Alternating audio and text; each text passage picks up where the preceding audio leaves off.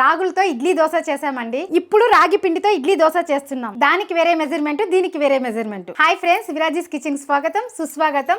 చాలా మంది రిక్వెస్ట్ చేశారండి రాగి పిండితో ఇడ్లీ దోశ చేసి చూపియక్క అనేసి. కాబట్టి ఫాస్ట్ లో అయిపోయి రాగి పిండితో దోశ ఇడ్లీ ఎలా చేయాలో పక్కా కొలతల్లో చూపిస్తాను. ఇంతకు ముందు రాగులతో చూపించానండి, ఇప్పుడు రాగి పిండితో చూపిస్తున్నాను. అంటే ఇది కూడా ముందు రోజు కొంచెం ప్రిపేర్ చేసుకోవాలి. కాకపోతే మనం ఉద్దిపప్పు ఒక్కటే రుబ్బుతామండి. అదైతే బియ్యము రాగులు అంతా నానబెట్టి కొట్టిస్తామండి. ఇది అట్లా లేదండి, మనం ఉద్దిపప్పు నానబెట్టి పిండి చేసుకున్నామంటే ఈజీగా ఫాస్ట్ గా ఇడ్లీ దోశ రెడీ అయిపోతుందండి. ఇంకెందుకు ఆలస్యం, మాట్లాడుతూ ఆటలాడుతూ చేసేద్దాం, చూసేద్దాం రండి. ఈ వీడియో పూర్తిగా చూడండి. ఈ వీడియో కనుక నచ్చినట్లయితే ఒక్క లైక్ చేయండి. మీరు ఎన్ని లైక్లు చేస్తారో అంతమందికి నచ్చిందని హ్యాపీగా ఫీల్ అవుతానండి. ప్లీజ్ అండి ఒక్క లైక్ చేయండి. ఇక్కడ నేను ఇంట్లోనే తయారు చేసుకున్నానండి రాగి పిండి. రాగులు తెచ్చి కడిగి ఎండపెట్టి మళ్ళీ పిండి కొట్టించుకున్నాను. కాబట్టి పిండి కూడా బాగుందండి కలర్ గా. మనం అలానే కొట్టించినామంటే కలర్ ఎక్కువ కనిపిస్తుందండి. వాళ్ళు వేరే రాగులకి ఇప్పుడు కలర్ వేస్తారంట అండి. కాబట్టి నేను రాగులు కడిగేటప్పుడు కూడా అట్లే బ్రౌన్ గా పోయిందండి నీళ్లు వేరే. మీకు ఇంకొకసారి నేను రాగులు కడిగేటప్పుడు అది కూడా వీడియో తీసి చూపిస్తాను ఎంత మురికి పోతుంది అనేసి. కాబట్టి నేను ఎప్పుడు రాగి పిండి చేసినా రాగులు తెచ్చి కడిగి ఎండేసి కొట్టిస్తానండి. కాకపోతే నేను ఈసారి ఒట్టి రాగి పిండే కొట్టించినానండి. ఈ వీడియో కోసమే కొట్టించాను. కాకపోతే నేను రాగులు కొట్టేటప్పుడు జొన్నలు, సద్దలు, రాగులు ఈ మూడు వేసి కొట్టిస్తానండి. సంగటి చేసినా కానీ బలంగా ఉంటుంది, హెల్తీగా ఉంటుంది, ఇష్టంగాను తింటారండి. టేస్ట్ కూడా బాగుంటుంది ఈ మూడు వేసి కొట్టించేదాని వల్ల. కాబట్టి ఈసారి అయితే నేను ఒట్టి రాగిలే కొట్టించినాను. ఎందుకంటే మనం రాగి పిండితో దోశ ఇడ్లీ చేయాలి కదా, అందుకోసం ఒట్టి రాగులు కొట్టించాను. రాగి పిండి కూడా జల్లి పెట్టుకోవాలండి. మనం కొట్టించుకొచ్చినా కానీ డస్ట్ అంతా వస్తుందండి. కాబట్టి ఒక్కసారి జల్లి పెట్టుకున్నామంటే దాంతో ఏమైనా డస్ట్ ఉంటే కానీ వచ్చేస్తుందండి. చూడండి వాళ్ళు చాలా మెత్తగా అయిపోతే ఇట్లా నూకలాగా వస్తుంది. కాబట్టి మనం కొట్టించుకొచ్చినా కానీ ఒకసారి జల్లి పెట్టుకోవాలండి. రాగి పిండే కాదండి, కారం పొడి కూడా అంతే అండి. కొట్టించుకొచ్చిన తర్వాత ఇలా జల్లి పెట్టుకున్నామంటే ఏమైనా డస్ట్ ఉంటే అది వచ్చేస్తుందండి. కాబట్టి కొంచెం టైం తీసుకున్నామంటే మనకి క్లీన్గా ప్రాసెస్ అయిపోతుంది. మన రాగి పిండి దోశకి ఇడ్లీకి కావాల్సిన పదార్థాలు చూద్దాం. ఈజీగా మూడు పదార్థాలు అండి. ఉద్దిపప్పు, రాగి పిండి, సూజీ రవ్వ అండి. ఇది మామూలుగా ఉప్మా చేస్తాం కదా సన్న రవ్వ, ఆ రవ్వ అండి, బెన్సీ రవ్వ అయితే కాదు. ఇప్పుడు ఈ కప్పు మెజర్మెంట్ తోనే అన్ని చేస్తున్నానండి. కాబట్టి మీరు కప్ అయినా తీసుకోండి, గ్లాస్ అయినా తీసుకోండి, ఏదైనా తీసుకోండి. కాకపోతే నేను ఏ కొలతలతో చెప్తానో ఆ కొలతలతోనే మీరు చేయండి. కరెక్ట్ గా వస్తుంది, పర్ఫెక్ట్ గా స్పాంజ్ లాంటి ఇడ్లీ, పేపర్ లాంటి దోశ రెడీ అయిపోతుందండి. అలాగనే 3 కప్పులు రాగి పిండి, 1/4 కప్పు రవ్వ అండి. ఈ రవ్వ ఎందుకు వేస్తున్నామంటే మనకు దోశ అనేది ఒట్టి పిండితో అయితే రాదండి. కాబట్టి కొద్దిగా రవ్వ వేసినామంటే దోశ వస్తుంది, ఇడ్లీను వస్తుందండి. ఈ కప్పుతో 1 కప్పు ఉద్దిపప్పు నానబెట్టినానండి. ఇది 3 గంటల సేపు నానబెట్టినాను. మీకు టైం లేదంటే 2 గంటలు నానబెట్టుకున్నా సరిపోతుందండి. మీరు నానబెట్టినకపోయి చూసినారంటే ఇట్లా ఉద్దిపప్పు అనేది ఇట్లా డబుల్గా అవుతుందండి. అప్పుడు ఉద్దిపప్పు నానిపోయినట్లు. అప్పుడు మీరు మిక్సీ పట్టేసి అన్ని వేసి కలిపి పెట్టేసినారంటే పొద్దున్న లేసి హెల్తీ రాగి దోశ, రాగి ఇడ్లీ ప్రిపేర్ చేసుకోవచ్చండి. ఇప్పుడు దీన్ని నేను నానబెట్టేసాను కదా, దీన్ని బాగా కడిగి నీళ్ళు వంచేసినాను. ఇప్పుడు ఈ నీళ్ళు వంచేసి వేరే నీళ్ళు పోసుకొని నేను ఉద్దిపప్పు బాగా మెత్తగా పేస్ట్ లాగా రుబ్బుకునేద్దాం. నీళ్ళంతా పడేసేసానండి. ఎందుకంటే 3 గంటల సేపు అయింది కదా, ఒకలాగా ఉంటుంది అనేసి నేను నీళ్ళు పడేసినాను. ఇప్పుడు నీళ్ళు కావాలంటే మనం వేరే నీళ్ళు, కొత్త నీళ్ళు ఉపయోగించుకోవచ్చు. ఇప్పుడు మిక్సీ పెట్టేద్దాం. ఇప్పుడు నీళ్ళు పోసుకొని బాగా మెత్తగా పేస్ట్ లాగా చేసుకుందాము. చూడండి ఇలా మెత్తగా పేస్ట్ చేసుకుంటే సరిపోతుందండి ఉద్దిపప్పు. చూసారు కదండి. ఇప్పుడు దీన్ని ఒక గిన్నెలోకి తీసుకునేస్తాము.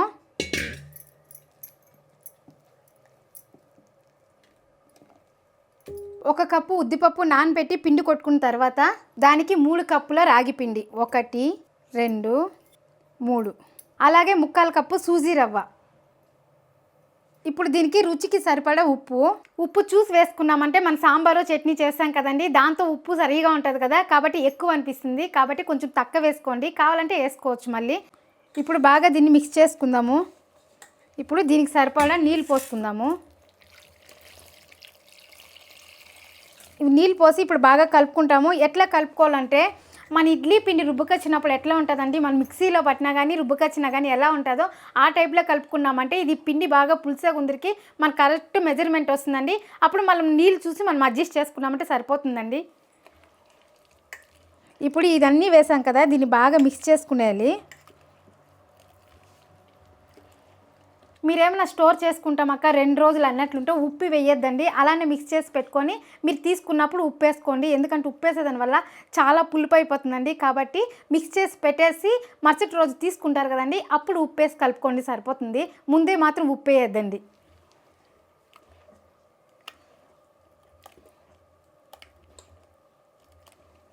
ఉండలు లేకుండా ఎక్కడ బాగా కలుపుకోవాలండి. రవ్వ వేసినాం కదా, అది అక్కడక్కడ ఉండలు కల్పిస్తుంది మనకి. అదేమి లేకుండా అంతా మిక్స్ అయ్యేలా కలుపుకున్నామంటే మళ్ళీ ఈజీగా తోలుకొని ఎంత పిండి కావాలో అంత పిండి ఎత్తుకొని మనం ఇడ్లీ దోశ ఎంచక్కా వేసుకొని తినచ్చు.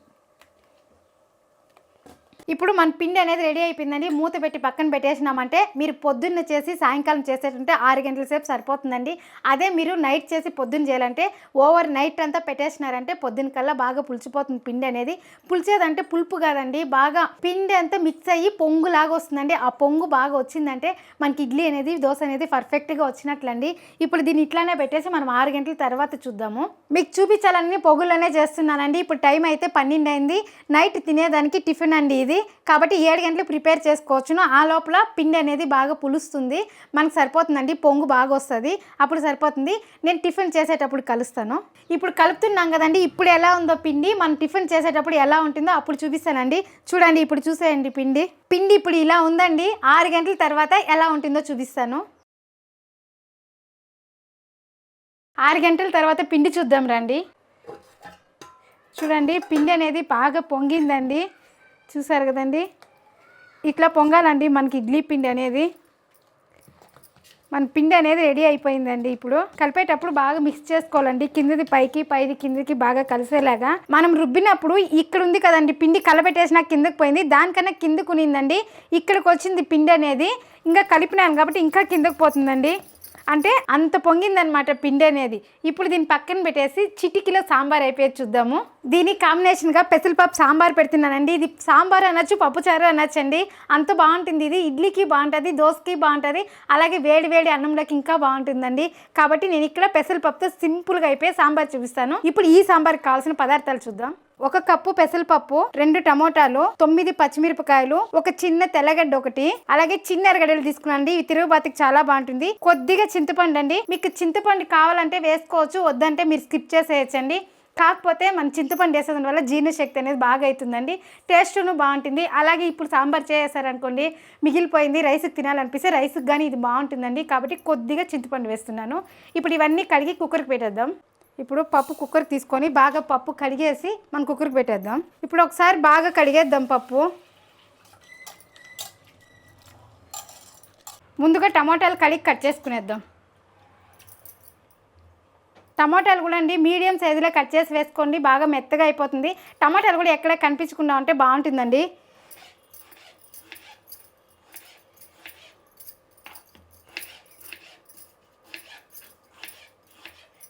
చూడండి, ఈ మాత్రం కట్ చేసుకుంటే సరిపోతుంది. పచ్చిమిరపకాయలు కూడా అంతే అండి, కడిగి కట్ చేసి వేసేద్దాం.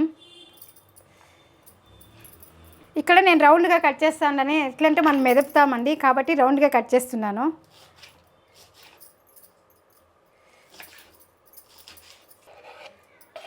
అలాగే తెల్లగడ్డలు, చింతపండు కూడా ఒకసారి అల్చేసి వేసేద్దాం. అలాగే చిన్న ఎర్రగడ్డలు 4 వేస్తున్నానండి. మిగిలింది మనం తిరగబాతికి పెడతాము. చిన్న ఎర్రగడ్డలు 4 వేసామండి ఇప్పుడు ఉడకపెట్టేకి. మళ్ళీ మిగిలినవి మనం తిరగబాతికి వేసుకుంటే అది గడ్డలు గడ్డలుగా బాగా కనిపిస్తే తినేకి బాగుంటుంది, టేస్ట్ సూపర్గా ఉంటుందండి. కొద్దిగా పసుపు, అలాగే కొద్దిగా నూనె. ఇప్పుడు మనం ఈ కప్పుతో పప్పు తీసుకున్నామండి, ఈ కప్పుతో 3 కప్పులు నీళ్ళు పోసుకుందాం. 1 2 3. ఇప్పుడు అన్నీ వేసాం కదండి, ఇట్లా బాగా కలిపేసి పెట్టేద్దాం. ఎందుకంటే పప్పు కడిగినాం కదండి, అంటే గడ్డలు గడ్డలుగా నిలిచిపోయి ఉంటుంది, కాబట్టి అట్లా కలిపినామంటే అంతా కదులుతుంది, మొత్తం మిక్స్ అవుతుందండి. ఇప్పుడు కుక్కర్ మూత పెట్టేసి మన స్టవ్ మీద పెట్టేద్దాం. ఇప్పుడు 3 నుంచి 4 విజిల్లు వచ్చిందంటే మన పప్పు అనేది బాగా మెత్తగా ఉడికిపోతుందండి. ఆ లోపల మనము పల్లీ చట్నీ చేసుకుందాము. అది నా స్టైల్లో ఈజీగా అయిపోయే చట్నీ చేసి చూపిస్తాను. మన సింపుల్ పల్లీ చట్నీ కావాల్సిన పదార్థాలు: పల్లీలు, ఎండుమిరపకాయలు, 4 చిన్న ఎర్రగడ్డలు, చిన్న తెల్లగడ్డ, కొద్దిగా కొత్తిమీర, అలాగే కొద్దిగా చింతపండు. ఇప్పుడు ఈ పల్లీలు మిరపకాయలు వేయించుకునేద్దాం. ఇప్పుడు చట్నీ మిక్సీ పట్టేద్దామండి. తెల్లగడ్డ, అలాగే కొత్తిమీర, కొద్దిగా చింతపండు వేస్తున్నానండి. కొంచెం మిక్సీ పట్టేసినాక మళ్ళీ నీళ్ళు వేస్తున్నా. చూడండి, మన చట్నీ అనేది సింపుల్గా ఫాస్ట్లో అయిపోయిందండి. చట్నీ అయితే అయిపోయిందండి. కుక్కర్ ప్రెజర్ పోవడానికి ఇంకాసం సేపు పడుతుంది. ఆ మధ్యలో మనము ఇడ్లీకి పిండి కలిపి ఇడ్లీ పెట్టేస్తాము. సాంబార్ అయ్యేందుకు ఇడ్లీను అయిపోతుంది. మన టిఫిన్ అయితే రెడీ అయిపోతుందండి. ఇప్పుడు ఇడ్లీకి పిండి కలుపుకుందాం. మనం ఎందుకంటే పిండి సపరేట్గా తీసి కలుపుతున్నది, దీంతో ఇంకొద్దిగా నీళ్ళు వేయాలండి. ఇలానే పెడితే గట్టిగా వస్తుంది కాబట్టి కొద్దిగా నీళ్ళు, కొద్దిగా వంట సోడా వేస్తున్నానండి. అది ఇడ్లీకి మాత్రం, దోసకి అయితే నేను ఏమీ వేయలేదు కాబట్టి ఇంకొంచెం పిండి ఉంటుందండి. మార్నింగ్ పాపకి టిఫిన్కి అవుతుంది కాబట్టి నేను అలానే పెట్టేస్తున్నాను. ఇప్పుడు చేసి మార్నింగ్ అయితే ఉప్పు వేయచ్చండి. అదే మీరు రేపు సాయంకాలం మన్నాడు పెట్టేటుంటే ఉప్పు వేయొద్దండి. చూడండి వంట సోడా కూడా నేను చిటికెడు వేస్తున్నానండి కొద్దిగానే. ఇప్పుడు దీన్ని వేసాం కదా, ఇందులోకి కొద్దిగా నీళ్ళు వేస్తామండి. ఎందుకంటే ఆ వంట సోడాను బాగా కరగాలి కాబట్టి దానిపైనే కొద్దిగా వేస్తున్నాను. ఎక్కువ కూడా వేయలేదండి, కొద్దిగానే వేసాను. మన ఇడ్లీ పిండికి ఎలా అయితే గట్టిగా కలుపుకుంటామో అలానే కలుపుకోవాలండి. ఇది కూడా చూడండి బాగా మిక్స్ అయింది. ఇప్పుడు మనం ఇడ్లీ పాత్ర పెట్టుకునేద్దాం. ఈ కుట్టి ఇడ్లీ పాత్రలో మనం ఇడ్లీ పెడుతున్నామండి. ఇందులో నేను నిమ్మపండు వేస్తున్నానండి. ఆ నిమ్మపండు పిండేస్తాం కదండి, ఆ తొక్కులు పడేయకుండా నేను అలానే పెడతానండి. ఇట్లా ఇడ్లీ పెట్టేటప్పుడు అంతా పాత్రలో వేసామంటే పాత్ర అనేది ఎక్కువ గార కట్టకుండా ఉంటుందండి, కాబట్టి ఇలా వేస్తాను నేను. ఇప్పుడు స్టవ్ ఆన్ చేద్దాం. ఈ ఇడ్లీ ప్లేట్లకి కొద్దిగా నూనె పూసుకుందాం. ఇంతే అండి, ఈ 2 ప్లేట్లకి సరిపోయేంత ఇంతే వేసాను కొద్దిగానే.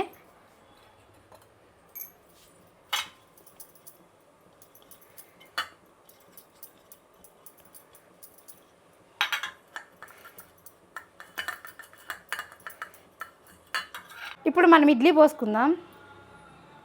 మీకు చిన్నగా కావాలంటే కొంచెం పిండి తక్కువ వేసుకోండి, లేదు మాకు పెద్దగానే నచ్చుతుందంటే ఇంకొంచెం ఎక్కువ వేసుకోండి. ఇక్కడ నేను మీడియం సైజు ప్లేట్ తీసుకున్నానండి కాబట్టి నేను కరెక్ట్గా వేస్తున్నాను. ఇట్లా చిన్న ఇడ్లీ పాత్ర తీసుకోమంటే మనకు ఫాస్ట్లో ఇడ్లీ ఉడికిపోతుందండి. ఇడ్లీ పాత్రలో ప్లేట్ పెట్టేద్దాం. అలాగే ఇది కూడా పెట్టేద్దాం. ఇప్పుడు మూత పెట్టేద్దాము. కరెక్ట్గా 10 నుంచి 12 నిమిషాల లోపల ఇడ్లీ ఉడికిపోతుందండి. అదే పెద్ద పాత్ర అయితే 15 నుంచి 18 నిమిషాలు పడుతుందండి. ఇది చిన్న పాత్ర కదా, ఫాస్ట్లో ఉడికిపోతుంది. కాకపోతే మంట కూడా మనం ఎక్కువలో పెట్టకూడదండి, మీడియంగా పెట్టాలి. ఎక్కువలో పెట్టినామంటే పైన కింద ఉడికిపోతుంది, మధ్యలో ఉడకదండి. కాబట్టి మీడియంగా పెట్టి ఉడకపెట్టుకుందాము. ఆ లోపల మనం సాంబార్ తిరగబతి పెట్టేద్దాం. పప్పు బాగా ఉడికిపోయిందండి. రుచికి సరిపోయినంత కల్లుప్పు వేస్తున్నాను. ఇప్పుడు నేను ఇక్కడ బ్లెండర్ పట్టేస్తున్నానండి. ఇప్పుడు తిరుగుబాతికి ఎర్రగడ్డలు కట్ చేసుకుందాము. పెద్దగా ఉందండి ఇది, కాబట్టి కొంచెం చిన్న సైజుకి చేసుకుందాం ఇలా. ఇప్పుడు సాంబారు మనం తిరుగుబాతి పెడుతున్నామండి, దానికి కొద్దిగా నూనె వేసుకుందాం. నూనె వేడెక్కిన తర్వాత ఆవాలు, అలాగే కొద్దిగా జీలకర్ర. ఇప్పుడు ఆవాలు చిట్లిందండి. ఇప్పుడు మనం ఎర్రగడ్డలు వేసుకుందాం, అలాగే కొద్దిగా కరివేపాకు. ఇప్పుడు దీన్ని బాగా కలుపుకుందాం. ఇందులోనే కొద్దిగా ఇంగువ. ఎర్రగడ్డలు వేయిపోయినాయండి. ఇప్పుడు సాంబార్ పోయేద్దాం అందులో. చూడండి మన సాంబార్ కూడా చాలా ఈజీగా సింపుల్గా అయిపోయింది కదా. ఇప్పుడు దీన్ని కలుపుకొని మీకు ఉప్పు ఏమైనా తక్కువ ఉంటే ఈ స్టేజ్లో చెక్ చేసుకొని వేసుకోవచ్చండి. ఇప్పుడు ఇది బాగా ఉడికేటప్పుడు కొత్తిమీర వేసి ఆఫ్ చేస్తాం స్టవ్. ఈ కడాయి సైజ్ వచ్చి 22 అండి. 2 లేదా 3 ఉండే ఫ్యామిలీకి అయితే సరిపోతుందండి ఈ కడాయి అనేది. మన దగ్గర 22, 24, 26, 28 ఈ 4 సైజుల్లో కడాయిలు ఉన్నాయండి. మీకు ఎవరికైనా కావాలంటే వాట్సాప్ నెంబర్ ఇస్తానండి, దానికి మెసేజ్ చేశారంటే నేను ప్రైస్ అంతా పంపిస్తాను, మీకు కావాలంటే తీసుకోవచ్చు. సాంబార్ కూడా బాగా ఉడుకుతా ఉందండి. ఈ స్టేజ్లో మనం కొత్తిమీర వేసేసి స్టవ్ ఆపేద్దాము. చూడండి మూత కూడా చాలా ఫిట్గా కూర్చునిందండి. మూత కూడా చాలా వెయిట్ ఉందండి. మీరు ఇలానే పెట్టినారంటే కూడా అరగంట అయినా కూడా మనం అప్పుడే చేసిన సాంబార్ లాగా ఉడుగ్గా ఉంటుందండి. ఏ హాట్ బాక్స్కి తీయాల్సిన అవసరం లేదు. ఇలానే పెట్టేశారంటే హాఫ్ అన్ అవర్లో టిఫిన్ చేయొచ్చండి, ఈజీగా వేడిగా ఉంటుంది. అలాగే మీరు ఇలానే పెట్టారంటే కావాల్సినప్పుడు వేడి చేసుకోవచ్చండి సాంబారు. మనం ఇడ్లీ చూద్దాం ఇప్పుడు. చూడండి మన ఇడ్లీ కూడా బాగా ఉడికిపోయింది. ఇలా ముడితే మన చేతికి అంటుకోకూడదండి, అప్పుడు ఇడ్లీ ఉడికినట్లు. ఇప్పుడు ఇడ్లీ ప్లేట్ తీసేసి మనం ఇడ్లీలు తీసుకునేద్దాం. చూడండి నిమ్మకాయ వేయడం వల్ల ఇడ్లీ పాత్ర కింద బాగా వైట్గానే ఉందండి, గారు అనేది కట్టలేదు. ఇలా వేసి పెట్టినారంటే అలా గారు అంతా కట్టదండి, క్లీన్గా ఉంటుంది ఇడ్లీ పాత్ర అనేది. ఇడ్లీ పాత్రే కదండి, కుక్కర్లో కూడా కొంతమంది నీళ్ళు పెట్టేసి గిన్నెలో బియ్యం పెడతారు కదండి, అలాంటి వాళ్ళు కూడా ఇలా చేసంటే కుక్కర్ అనేది నీట్గా ఉంటుందండి. ఇప్పుడు ఇడ్లీలు తీసుకుందాం. చూడండి ఇడ్లీలు కూడా బాగా మనకు సాఫ్ట్గా వచ్చింది.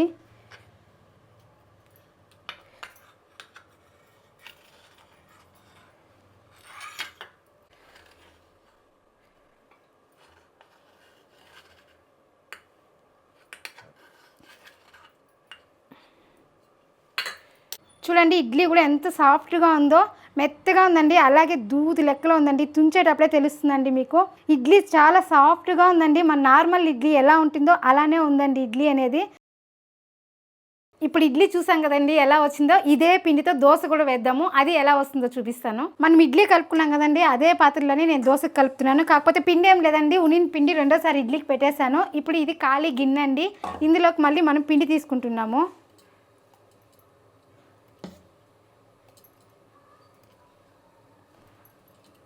దోశకి ఇంత గట్టిగా ఉంటే బాగా రాదండి, కొద్దిగా నీళ్ళు వేసుకుంటాము. అలాగే ఇడ్లీకి కొద్దిగా సోడా వేసాం కదండి, దీనికి సోడా వేసేలేదండి, ఉప్పు ఆల్రెడీ వేసేసింటాం కదా, కాబట్టి కొద్దిగా నీళ్ళు వేసి కలిపి దోశ వేసేయడమే.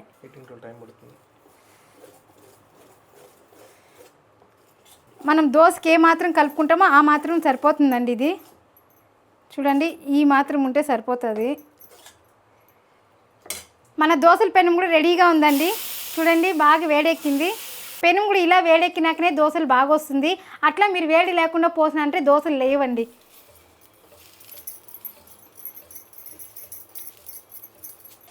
ఇప్పుడు దోశ వేద్దాం. చిన్న దోశ కావాలంటే కొంచెంగా పిండి వేయండి, పెద్ద దోశ కావాలంటే ఇంకో కొద్దిగా పిండి వేసుకోండి.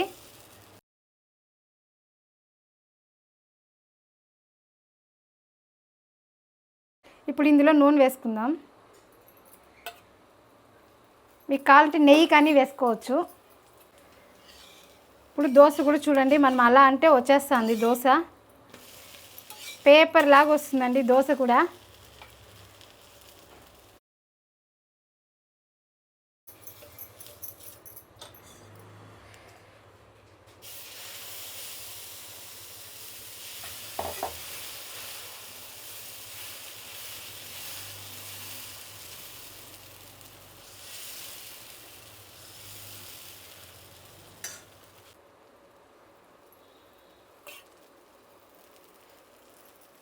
చూడండి, మీకు రెండు సైడ్లో కాలాలంటే ఈ స్టేజ్లో తిప్పించేయండి, లేదా మాకు ఒకే సైడ్ కాలితే సరిపోతుంది అనేవాళ్ళు ఈ స్టేజ్లో ఎత్తద్దండి, ఇంకొంతసేపు కాలినాక అలానే తీసేయండి. ఇప్పుడు ఒకే పక్కనే కాల్చేసి చూపిస్తాను.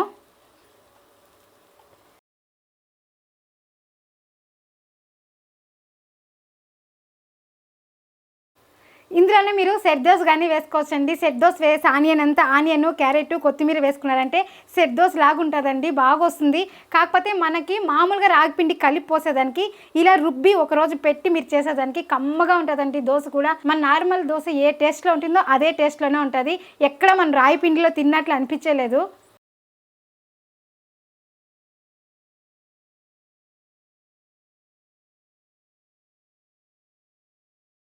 అంతే అండి, మనం సింపుల్ రాగి ఇడ్లీ, రాగి దోశ, సాంబార్, చట్నీ రెడీ.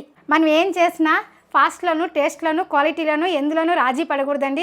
ఎందులో రాజీ పడదు, మీరు రాజీ పడకండి. చూసారు కదండి హెల్తీ టిఫిన్. ఈ వీడియో కనుక నచ్చినట్లయితే లైక్ చేయండి, షేర్ చేయండి, సబ్స్క్రైబర్ చేసుకోండి. ఇలాంటి మంచి హెల్తీ రెసిపీతో మళ్ళీ కలుద్దాం. బాయ్.